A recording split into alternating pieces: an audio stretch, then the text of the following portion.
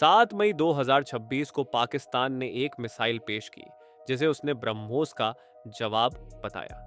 दुनिया के रक्षा विश्लेषकों ने उस तस्वीर को देखा और एक सवाल पूछा कि क्या यह सच में कुछ नया है या बस एक पुराना चीनी माल नए रैपर में लपेटा गया है।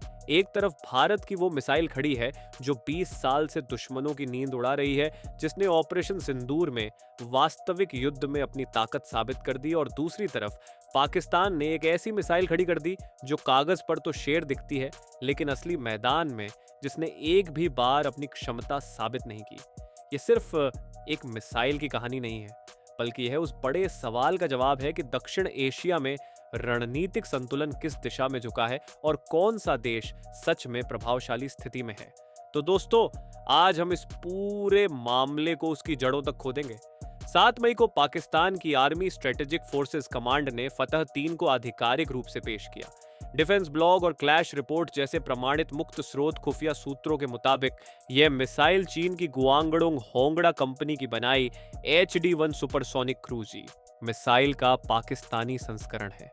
एनडीटीवी वर्ल्ड के विश्लेषण में भी यही बात सामने आई कि फतह 3 की उत्पत्ति सीधे चीनी HD-1 तकनीक से जुड़ती है। आज तक की रिपोर्ट के अनुसार इसकी अधिकतम गति 3704 से 4939 किलोमीटर प्रति घंटा बताई जा रही है, यानी माक 3 से माक 4 के बीच। इसकी मारक दूरी 290 से 450 किलोमीटर तक होने का दावा है और विस्फोटक प्रमुख 240 से 400 किलोग्राम का बताया गया है। ये जमीन आधारित 8 गुणा 8 पहियों वाले प्रक्षेपण वाहन से दागी जाती है और समुद्री सतह के 5 से 10 मीटर की ऊंचाई पर उड़ने में सक्षम है। डिफेंस ब्लॉग की रिपोर्ट में साफ है कि यह एक सड़क पर चलने योग्य दोहरे डिब्बे वाला प्रक्षेपण वाहन है जो जमीनी हमलों और जहाज विरोधी दोनों अभियानों के लिए बनाया गया है। अब दोस्तों, एक बहुत जरूरी सवाल यहाँ उठता है और वो ये है कि क्या यह विशेषताएं प्रमाणित हैं। भारतीय रक्षा अनुसंधान विंग के मुताबिक ये सभी प्रदर्शन आंकड़े अभी तक सैद्धांतिक अधिकतम है, क्योंकि पाकिस्तान की ISPR ने आज तक कोई आधिकारिक पुष्ट विशेषताएं जारी नहीं की। ये एक बड़ा फर्क है जिसे समझना जरूरी है। जो दावे किए जा रहे हैं वो पाकिस्तानी सूत्रों और चीनी रक्षा रिपोर्टों पर आधारित हैं। कोई स्वतंत्र तीसरे पक्ष की पुष्टि नहीं हुई और यह मिसाइल वास्तविक उच्च तीव्रता वाले युद्ध में आज तक एक भी बार इस्तेमाल नहीं हुई। टाइम्स नाउ की रिपोर्ट में यह भी बताया गया है कि फतह 3 को फतह 2 की शर्मिंदगी के बाद पेश किया गया, जब ऑपरेशन सिंदूर के दौरान पाकिस्तान के फतह 2 रॉकेटों को भारत ने रोक लिया था। पाकिस्तान ने फतह 3 को उसी दिन पेश किया जब ऑपरेशन सिंदूर की पहली वर्षगांठ थी।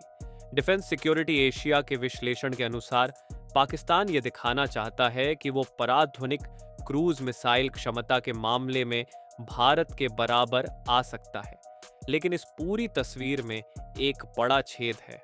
मिसाइल तकनीक नियंत्रण व्यवस्था के अंतर्राष्ट्रीय नियमों के अनुसार 300 किलोमीटर से ज्यादा मारक दूरी की मिसाइलों का निर्यात प्रतिबंधित है। इसीलिए HD-1 की मूल मारक दूरी को जानबूझकर 290 किलोमीटर पर सीमित करके निर्यात किया गया। ये तकनीकी सीमा नहीं है, ये चीन की निर्यात नीति की बाधा है जिसे पाकिस्तान बदल नहीं सकता।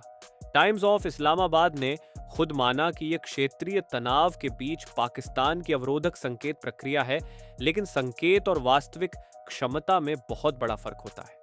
इसका मतलब यह है कि अगर पाकिस्तान को फतह 3 का प्रक्षेपण वाहन अपनी सीमा के पास तैनात करना हो तो वो वाहन खुद ब्रह्मोस की मारक सीमा में आ जाता है। तो दोस्तों, अब बात करते हैं उस मिसाइल की जो इस पूरी तुलना का असली केंद्र है।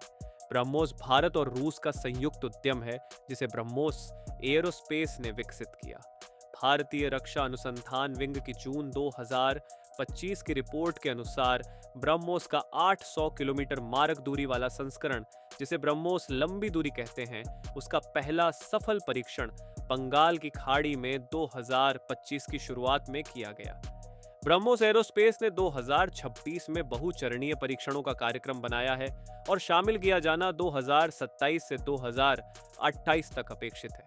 ब्रह्मोस की वर्तमान परिचालन गति माक 2.8 है और इसे माक 4.5 तक उन्नत किया जा रहा है।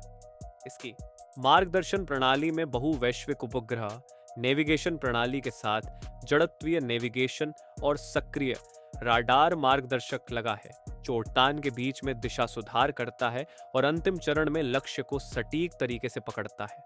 अब वो तुलना जिसे पाकिस्तान नहीं चाहता, आप सुने। ब्रह्मोस जमीन, समुद्र और वायु तीनों मंचों से दागी जाती है। भारतीय नौसेना के युद्धपोत सुखोई, 30 MKI लड़ाकू विमान और थल सेना के जमीनी प्रक्षेपण वाहन तीनों ब्रह्मोस ले जाते हैं। फतह 3 अभी तक सिर्फ जमीन आधारित प्रक्षेपण वाहन से दागी जाती है। जहाज में एकीकरण नहीं है, विमान में एकीकरण नहीं है। इंडिया टुडे की रिपोर्ट के अनुसार ऑपरेशन सिंदूर में ब्रह्मोस ने 11 पाकिस्तानी हवाई अड्डों को पराध्वनिक सटीकता से निशाना बनाया और सफलता दर 100% रही। एनडीटीवी वर्ल्ड के रक्षा विश्लेषक के अनुसार ब्रह्मोस दुनिया की एकमात्र पराध्वनिक क्रूज मिसाइल है जिसका प्रमाणित युद्ध इतिहास है, और फतह 3 के पास यह प्रमाण बिल्कुल शून्य है।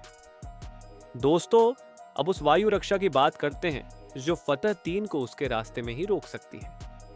इंडिया टुडे और न्यूज एज दोनों की प्रमाणित रिपोर्टों के अनुसार ऑपरेशन सिंदूर में पाकिस्तान के फतह 2 रॉकेटों और मानव रहित विमानों के झुंड को बराक 8 मध्यम दूरी की सतह से हवा में मार करने वाली मिसाइल और आकाश तीर प्रणालियों ने रोक लिया। पराक 8 को रक्षा अनुसंधान एवं विकास संगठन और इजराइल एरोस्पेस इंडस्ट्रीज ने मिलकर विकसित किया है। इसकी मारक सीमा 70 से 80 किलोमीटर है और यह विमान मानव रहित विमान, क्रूज मिसाइलों और बैलिस्टिक खतरों सभी को निशाना बना सकती है। आकाश तीर भारत की कृत्रिम बुद्धिमत्ता संचालित स्वचालित वायु रक्षा नियंत्रण प्रणाली है जो हजारों खतरों को एक साथ ट्रैक और निशाना बनाती है।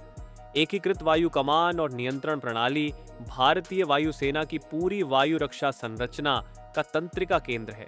ये तीनों परतें मिलकर एक ऐसी बहुस्तरीय ढाल बनाती हैं जो फतह 3 जैसे पराध्वनिक खतरे को भी आसानी से नहीं जाने देती। एबीपी लाइव की रिपोर्ट के अनुसार चीन ने पाकिस्तान को अतिध्वनिक मिसाइल तकनीक देने से पहले ही इनकार कर दिया था। इसीलिए पाकिस्तान को जो मिला वो HD-1 का निर्यात संस्करण था, और वो भी मिसाइल तकनीक नियंत्रण व्यवस्था के नियमों में बंधा हुआ।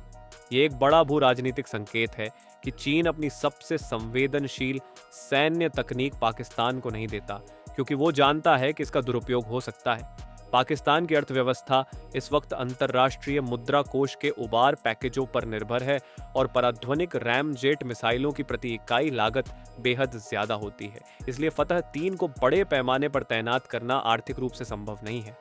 पुर्जे सॉफ्टवेयर अद्यतन और भविष्य के सुधार सब बीजिंग से आएंगे और पाकिस्तान की अपनी तकनीक पर कोई स्वामित्व नहीं है। दोस्तों, जब हम पूरी तस्वीर देखते हैं तो एक बात बिल्कुल साफ हो जाती है। पाकिस्तान ने एक चीनी मिसाइल को नया नाम देकर वर्षगांठ के दिन पेश किया। ब्रह्मोस 20 साल की युद्ध में सिद्ध विरासत के साथ खड़ी है। 800 किलोमीटर मारक दूरी वाला संस्करण परीक्षण चरण में है और यह माक 4.5 की गति तक उन्नत हो रही है। यह जमीन, समुद्र और वायु तीनों से दागी जाती है और ऑपरेशन सिंदूर में इसकी 100% सफलता दर सामने आ चुकी है। इसके ऊपर भारत की बहुस्तरीय वायु रक्षा ढाल है जो फतह 2 को पहले ही रोक चुकी है। भारत की रणनीतिक श्रेष्ठता सिर्फ एक मिसाइल में नहीं बल्कि एक पूरे रक्षा पारिस्थितिकी तंत्र में है जो दशकों के अनुसंधान, स्वदेशी विकास और सिद्ध युद्ध प्रदर्शन से बना है। असली ताकत वो नहीं होती जो परेड में दिखाई जाती है, बल्कि असली ताकत वो होती है जो दुश्मन के इलाके में जाकर लक्ष्य को नष्ट करके आती है।